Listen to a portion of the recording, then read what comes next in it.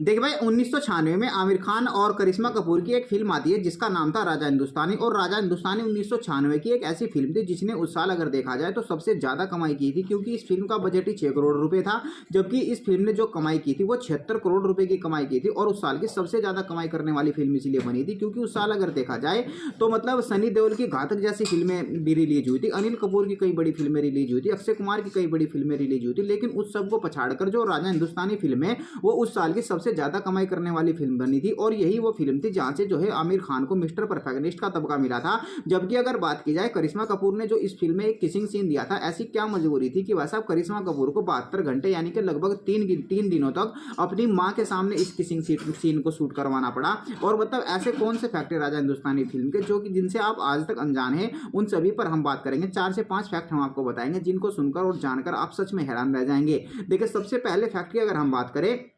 तो जब राजा हिंदुस्तानी फिल्म के गाने रिलीज हुए थे तो आपको पता होगा कि वैसा राजा हिंदुस्तानी फिल्म के ऐसे गाने थे कि सड़कों पर आपको जगह जगह जगह जो है राजा हिंदुस्तानी फिल्म के गाने बजते हुए दिखाई देते थे, चाहे वो कोई सा भी गाना हो। लेकिन इस फिल्म के 2 गाने ऐसे थे जिन्होंने सिर्फ भारत में नहीं बल्कि बॉलीवुड में नहीं बल्कि हॉलीवुड में भी जिनका डंका बजा था। और ये 2 गाने ऐसे थे जिनको कि हॉलीवुड डायरेक्टर और प्रोड्यूसर खरीदने के लिए धर्मेश दर्शन से जिन्होंने संपर्क किया था। धर्मेश दर्शन वही इंसान था जिसने राजा हिंदुस्तानी फिल्म को बनाया था। और अगर आपको बताएं तो मतलब 6 करोड़ रुपए के बजट में राजा हिंदुस्तानी फिल्म बनाई गई थी। जबकि जो हॉलीवुड के जो 2 प्रोड्यूसर और डायरेक्टर इनके इस फिल्म के 2 गानों की कॉपी करने के लिए आए थे, यानी कि 2 गानों को खरीदने के लिए आए थे, मतलब उनको इंग्लिश वर्जन में यूज करने के लिए। उसमें एक गाना था पूछो जरा पूछो और दूसरा गाना था आपको जिन्हें सुना होगा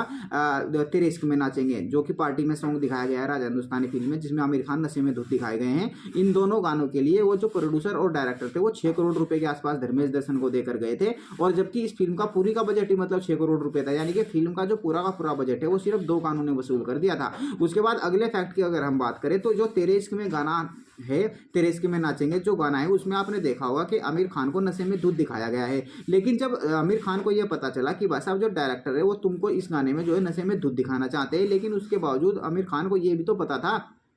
कि आमिर खान ने इस गाने के पहले कभी शराब को हाथ तक नहीं लगाया था। अब ऐसे में आमिर खान को ने जो है नशे में धुत व्यक्ति का रोल निभाने के लिए और इस गाने को परफेक्ट बनाने के लिए जो फिल्म के डायरेक्टर थे धर्मेश दर्शन, उनसे 1 लीटर वोडका की डिमांड की थी। और जब उनको 1 लीटर वोडका आमिर खान को मंगा कर दी गई, और हैरानी की बात यह है कि भाई साहब जो धर्मेश दर्शन डायरेक्टर थे उन्होंने अपने कानों तले और मतलब अगर दांतों तले देखा जाए तो उंगलियां दबा ली, क्योंकि 1 लीटर जो वोडका थी आमिर खान एक बार में पी गए थे। और उसके बाद इस गाने की शूटिंग की गई थी। और उसमें आपने गाने में देखा भी होगा किस तरह से आमिर खान इस फिल्म में बिल्कुल रियल एक्टिंग आपको करते हुए दिखाई दिए होंगे। अगर बात करें अगले फैक्ट की तो जो अगला फैक्ट ये है कि भाई साहब जो इस फिल्म में एक गाना है परदेसी परदेसी करके, उस गाने को 2 गायकों से मतलब रिकॉर्ड करवाया गया था। आपको वैसे ये भी बता दें कि भाई साहब जो राजा हिंदुस्तानी फिल्म थी इस गाने के इस फिल्म के जो गाने थे वो लिखे थे समीर अंजान ने, और इस फिल्म में जो म्यूजिक दिया था वो नदीम श्रवण ने दिया था। और गाना जो है इस फिल्म का सबसे मशहूर जो हुआ था परदेसी परदेसी, उसको उदित नारायण ने गाया था। और इससे जुड़ा फैक्ट ये है कि भाई साहब ये गाना जो है दोनों उस वक्त के सबसे मशहूर जो 2 गायक थे किशोर कुमार कुमार सानू और उदित नारायण, इनसे दोनों से एक एक करके मतलब इस गाने को रिकॉर्ड करवाया गया। और रिकॉर्ड करवाने के बाद हुआ क्या कि मतलब जो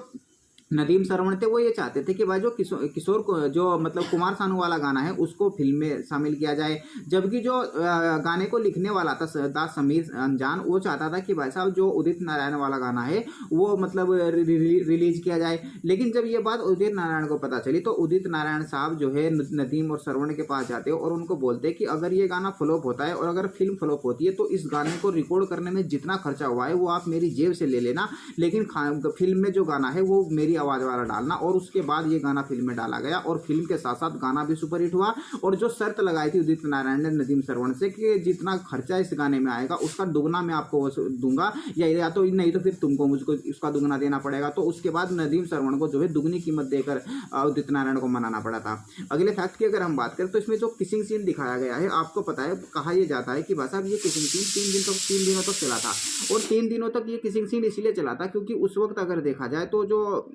करिश्मा कपूर थी वो यंग हुआ करती थी, जबकि इस तरह के किसिंग सीन देने में उसको मतलब आदत तो थी नहीं, मतलब एक तरह से अगर देखा जाए तो मतलब उनके साथ ये इस तरह का किसिंग सीन होना था। तो इस किसिंग सीन को देने में जो है करिश्मा कपूर काफी नर्वस फील कर रही थी। तो उसके बाद बबीता कपूर जो इनकी माँ थी वो अपने जमाने की बड़ी एक्ट्रेस रही हुई थी, तो मतलब करिश्मा कपूर की मां को सेट पर बुलाया जाता है और जब करिश्मा कपूर की मां को सेट पर बुलाया जाता है वो करिश्मा कपूर को हौसला देती है और जिसके बाद जो है करिश्मा कपूर के अंदर इतना हौसला आता है कि भाई साहब इस सीन को करने में 3 दिनों तक जो उनकी मां थी बबीता कपूर वो सेट पर ही रहती है, क्योंकि वो चाहती ही नहीं थी कि भाई साहब जो इसके साथ जो ये किसिंग सीन करवाया जा रहा है ये मेरी मौजूदगी के बिना करवाया जाए। उसके बाद ये किसिंग सीन करवाया जाता है और ये किसिंग सीन आपको पता है कि भाई साहब बॉलीवुड में आज से जितने भी किसिंग सीन दिखाए गए हैं राजा हिंदुस्तानी का ये किसिंग सीन अव्वल दर्जे का है।